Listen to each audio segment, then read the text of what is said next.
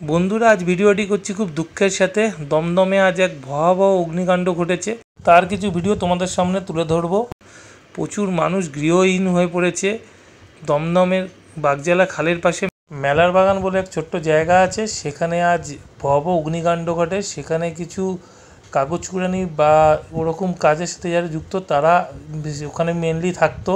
তো সেই বস্তি পুরো পুড়ে ছাই হয়ে গেছে। তো সেই বস্তিরই ভিডিও আমি কিছু তোমাদের জন্য তুলে ধরলাম। মানুষের প্রাণহানি না হলেও কিছু গবাদি পশুর প্রাণহানি হয়েছে।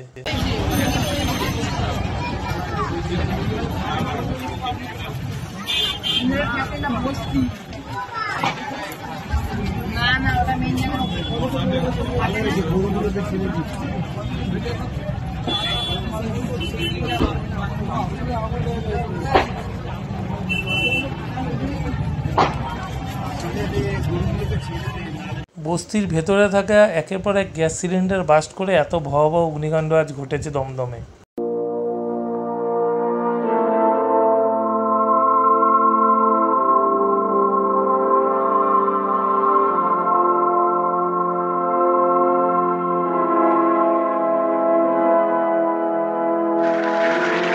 তবে দমকল দপ্তরকে অবশ্যই ধন্যবাদ জানাতে হবে। এত বড় অগ্নিকাণ্ডকে তারা 1 ঘন্টার মধ্যে আয়ত্তে নিয়ে এসেছে এবং বড় ধরনের ক্ষতি হওয়ার হাত থেকে বাঁচিয়েছে।